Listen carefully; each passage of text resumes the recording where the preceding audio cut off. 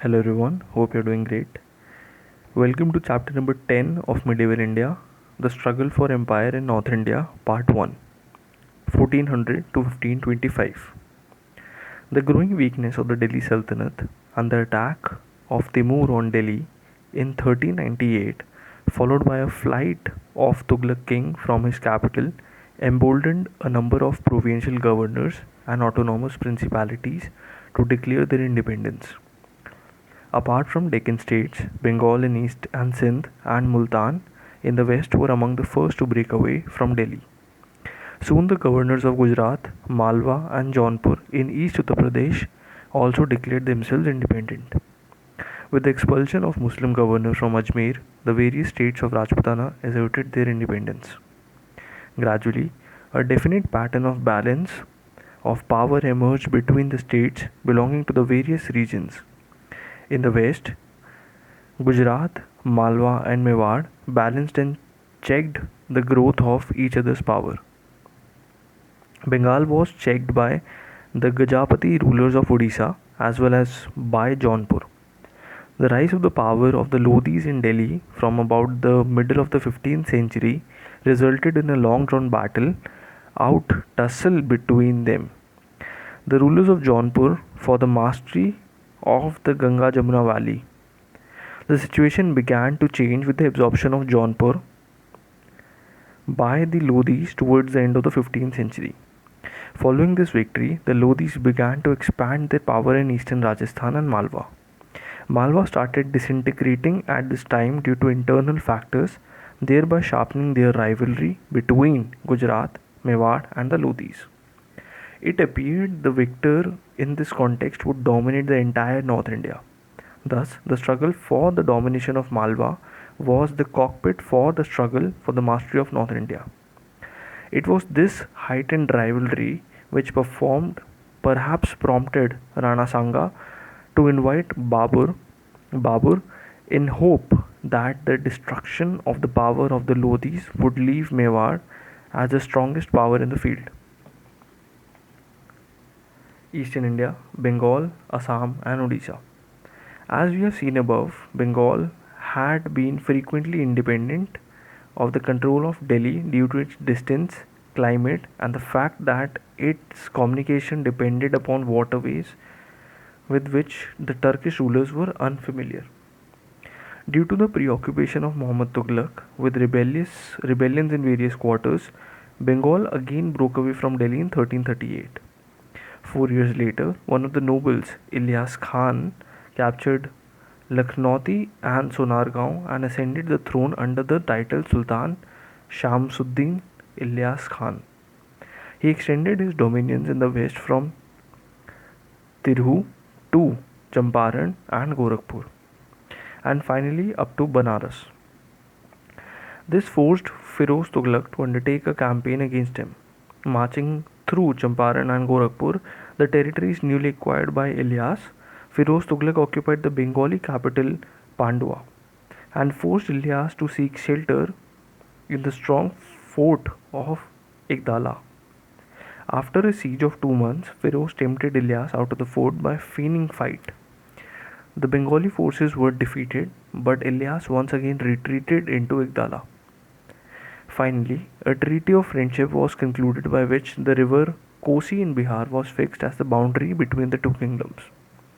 Though Ilyas exchanged regular gifts with Firoz, he was in no way subordinate to him. Friendly relations with the Delhi enabled Ilyas to extend his control over the kingdom of Kamrups in modern Assam. Ilyas Shah was a popular ruler and had many achievements to his credit.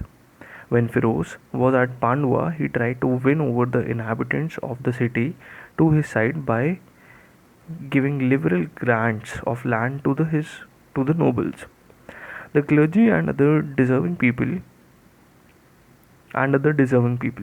His attempts failed.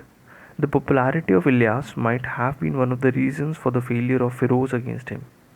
Firoz Tughlaq invaded Bengal a second time when Ilyas died and his son Sikandar succeeded to the throne.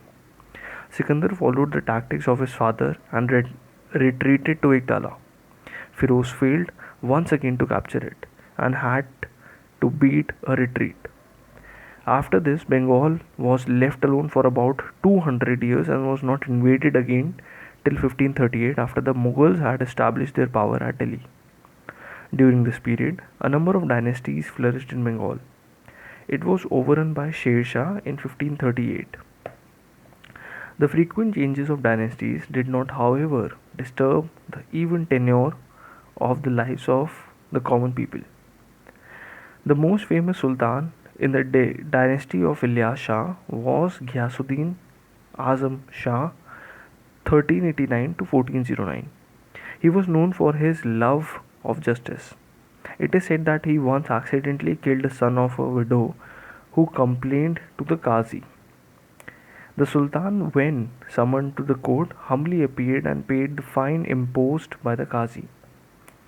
At the end of the trial, the Sultan told the Qazi that if he had failed to do his duty, he would have had him beheaded. Azam Shah had close relations with the famous learned men of his times, including the famous Persian poet Hafiz of Shiraz. He re-established friendly relations with the Chinese. The Chinese emperor received his envoy cordially and in 1409 sent his own envoy with the presents to the Sultan and his wife, and a request to send Buddhist monks to China. This was accordingly done. Incidentally, this shows that Buddhism had not died completely in Bengal till then. The revival of the contact with China helped in the growth of the overseas trade of Bengal. The Chittagong port became a flourishing port for the trade with China and for the re-export of Chinese goods to the other parts of the world. During this period, there was a brief spell of Hindu rule under Raja Ganesh. However, his sons preferred to rule as Muslims. The Sultans of Bengal adorned their capital Pandua and Gaur with magnificent buildings.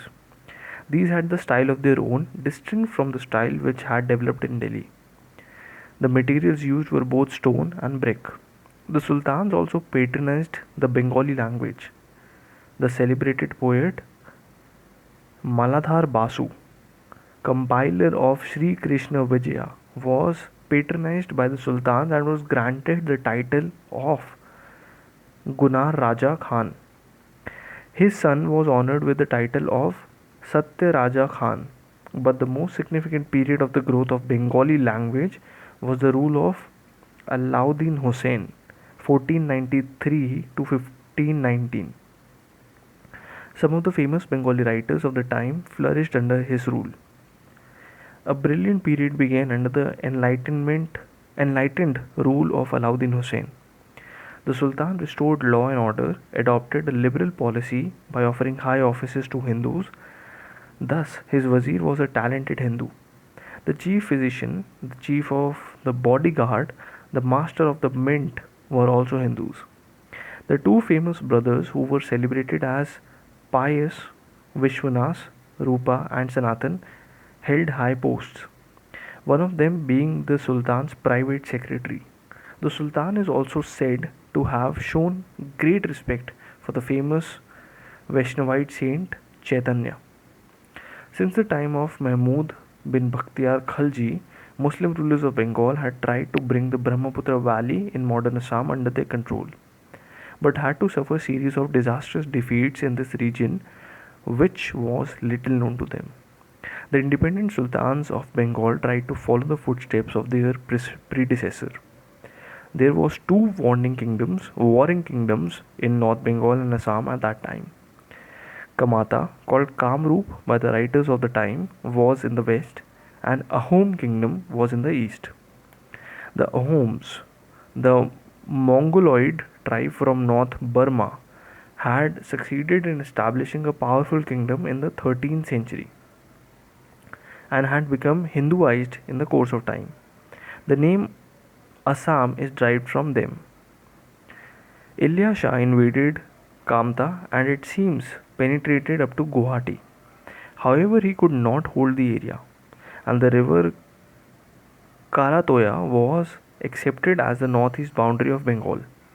Plundering raids into Kamta by some of the successors of Ilyas Shah did not change the situation. The rulers of Kamta were gradually able to recover many of the areas on the eastern bank of the Karatoya. They also fought against the Ahoms. By alienating both their neighbors, they sealed their doom. An attack by Alauddin Hussein Shah, which was supported by the Ahoms, led by the destruction of the city of Kamtapur in modern Cooch Behar and the annexation of the kingdom to Bengal. The Sultan appointed one of his sons as governor of the area. A colony of Afghans was planted in the area. A subsequent attack on the Ahom kingdom, probably by Nusrat Shah, son of Alauddin Hussein, was unsuccessful and was repulsed with considerable losses. The eastern Brahmaputra valley was at this time under Soyum Mung, who is considered the greatest of the Ahom rulers. He changed his name to Savarga Narayan. This was an index of the rapid Hinduization of the Ahoms. He not only repulsed the Muslim attack but also extended his kingdom in all directions. The Vaishnavite reformer Shankaradeva belonged to his time and played an important role in the spread of Vaishnavism in the area. The Sultans of Bengal also tried to bring Chittagong and the part of Arakan under their control. Sultan Hussein Shah not only wrested Chittagong from Arakan king but also conquered Tipura from its ruler. Thank you everyone for tuning in. In the next part, we will start with the next paragraph on page number 106. Stay tuned and do watch all the videos that we have made for you earlier. Also watch the new CSAT series that we have launched for everyone and do let us know your comments on the same. They must be visible on your screen right now. Thank you everyone for tuning in. All the best for exams and do share and subscribe the channel for more videos like this. Thank you.